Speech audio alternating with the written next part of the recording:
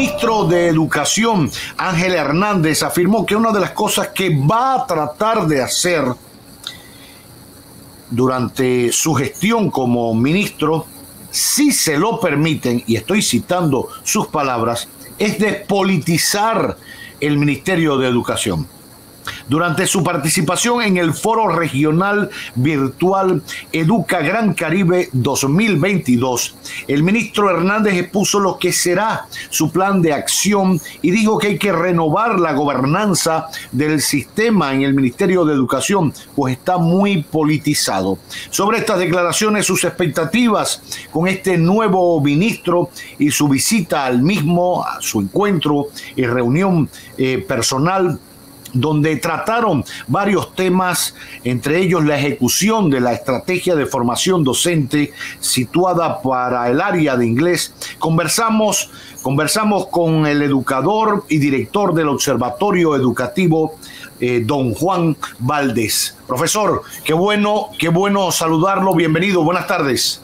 Muy buenas tardes, muchísimas gracias, Roberto. Es un placer estar con ustedes. Hablemos un poquito de estas declaraciones del ministro de Educación Hernández. Habla de despolitizar el Ministerio de Educación. Siendo una persona nombrada en este gobierno, evidentemente, del partido de gobierno, el Partido Revolucionario Moderno, ¿será posible esta despolitización? Yo creo que sí, que es posible, y lo que el ministro procura con la despolitización de la educación es realmente la profesionalización de las instancias dedicadas al servicio de la educación pública, para así poder mejorar los parámetros determinantes de la calidad educativa.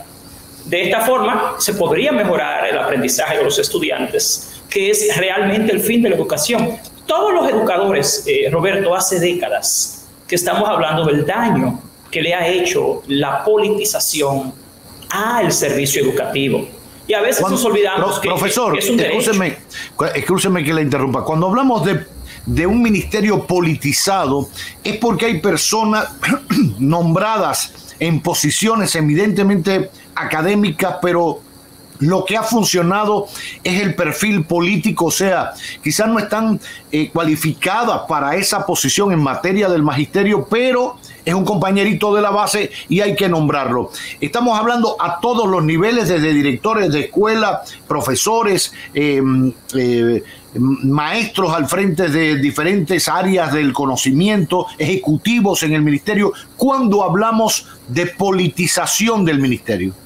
Todo eso que tú has mencionado es parte, pero inclusive las decisiones que se toman en materia educativa a veces también están politizadas. Ya tú lo has dicho, es el sentido académico y educativo el que debe primar en las decisiones educativas. E inclusive a veces decisiones que son inherentemente académicas están influenciadas por factores más políticos que académicos. El mejor ejemplo para mí, para hablar de las más altas instancias, es que aquí en los 10 años pasados tuvimos un abogado, un arquitecto y un contador como ministros de educación, perdón.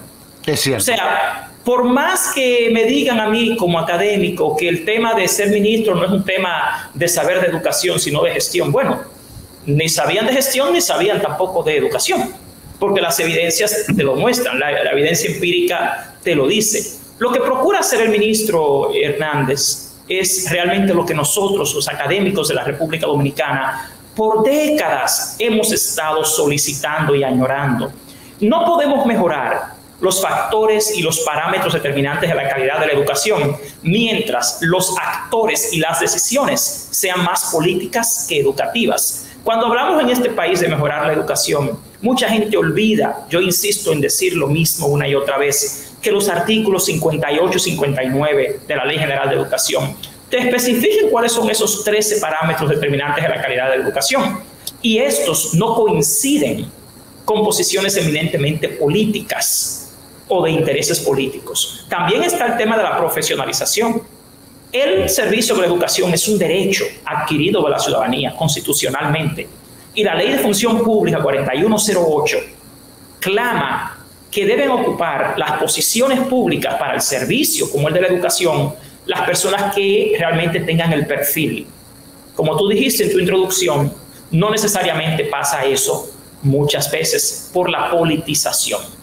El ministro va a encontrar el apoyo de todos los sectores que nos preocupamos por la educación de la República Dominicana con una medida como esta. Y no es simplemente una posición del ministro, es una posición de amplios sectores de este país que ya estamos cansados de que la educación dominicana quede en los últimos lugares del mundo y de que se le niegue el derecho a los niños más pobres, a las familias más necesitadas de este país, a la calidad educativa que merecen.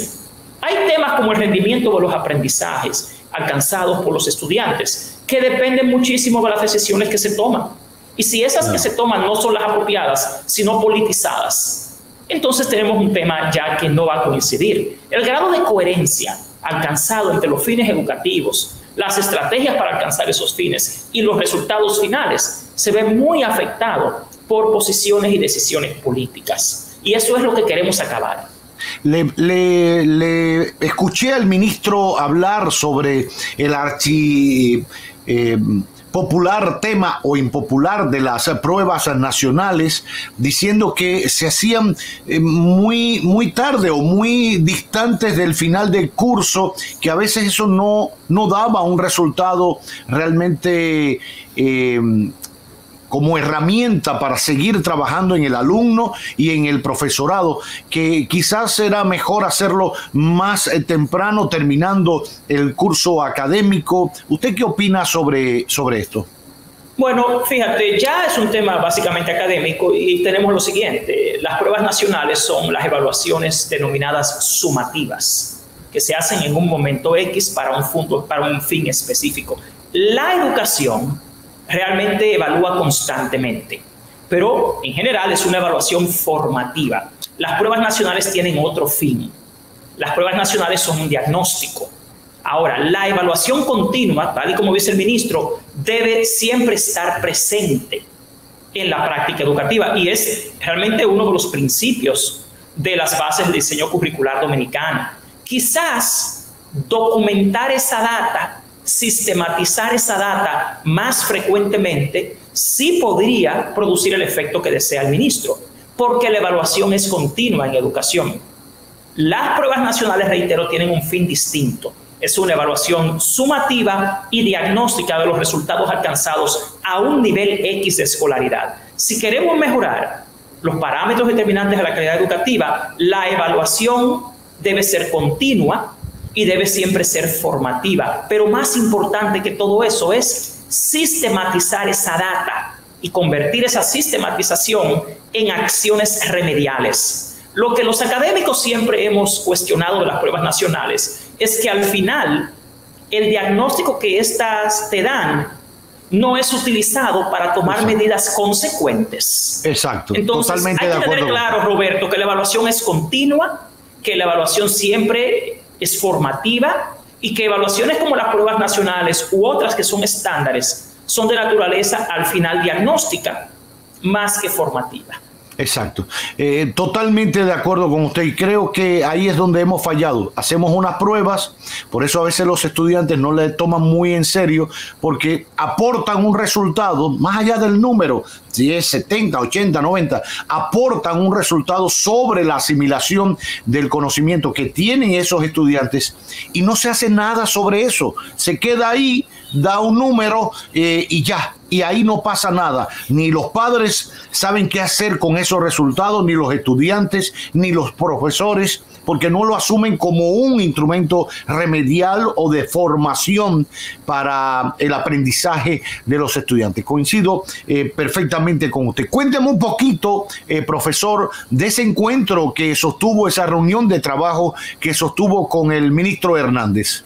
Bueno, pues ayer nosotros, la diputada Servia Iris Familia y las autoridades del INAFOCAM, nos reunimos precisamente con el ministro de Educación para presentarle un informe sobre el estado de situación del programa Estrategia de Formación Docente situada para el área de inglés, que es la estrategia que nosotros hemos venido diseñando y trabajando en el nivel primario y secundario con las escuelas públicas. Actualmente tenemos más de 500 escuelas públicas y 1000 docentes de inglés participando en esta.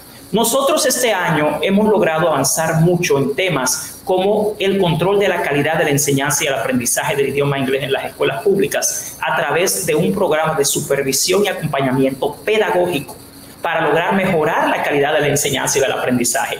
En este primer año también identificamos la cohorte de estudiantes que en el año 2025 va a participar en las pruebas PISA para el área de lengua extranjera. Ustedes saben que en el año 2025, por primera vez, las pruebas PISA van a evaluar el nivel de inglés de todos los países del mundo. Y nosotros en República Dominicana, a través de la estrategia de formación docente para el área de inglés, aspiramos a quedar en los primeros lugares de América Latina en inglés, ya que estamos en los últimos lugares en ciencias, matemáticas y comprensión lectora. Con el personal docente que está ahora en entrenamiento a través del INAFOCAN con esa estrategia, con las más de 500 escuelas y más de 1000 maestros, nosotros sabemos que podemos hacer realmente de esta meta una realidad. Entonces nosotros evaluamos y elaboramos una ruta crítica donde los estudiantes que ahora pasan a primero de secundaria van a ser monitoreados y se les va a dar un sistema especial de apoyo en los próximos 3 años para que cuando en el 2025 tomen la prueba ya tengamos una cohorte bien preparada. Esto va a incluir inclusive un sistema de apoyo a las familias. Y nosotros quisimos mostrarle al ministro las estadísticas, los logros y lo que hemos planificado para los próximos 3 años para lograr que la República Dominicana quede en los primeros lugares en la prueba de lengua en PISA 2025. Qué bien. ¿La reacción del ministro ante todo eso?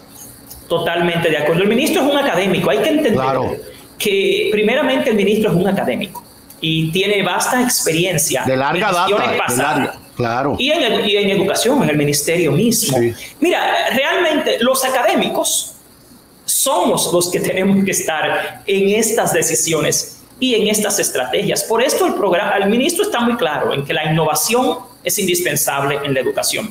Y el ministro apoya todo lo que tenga rigor científico y todo lo que esté sistematizado. En nuestro caso, la estrategia de formación docente para el área de inglés es el producto de 14 años de investigación y 14 años de trabajo en las regionales y en las escuelas públicas con los docentes de inglés. Entonces, nuestra meta es lograr una República Dominicana bilingüe desde la escuela pública, porque el bilingüismo aquí es un lujo para los ricos. Claro. Y tenemos ya el apoyo del Ministerio de Educación, del INAFOCAM, y los maestros están decididos y comprometidos a que quedemos en los primeros lugares de América Latina en el área de inglés en las pruebas PISA del 2025. Pero lo que tenemos, Roberto, es una estrategia. Esto no es un programa improvisado. Claro. La educación es una ciencia y nosotros lo manejamos como ciencia. La educación es un arte y lo manejamos también como un arte. Y la educación es un oficio que requiere de un compromiso. Y así también nosotros lo estamos manejando. El ministro estuvo totalmente de acuerdo, entusiasmado de que haya una programación que tenga rigor científico y un fundamento, y que tenga un background, que tenga un fundamento anterior de investigación científica.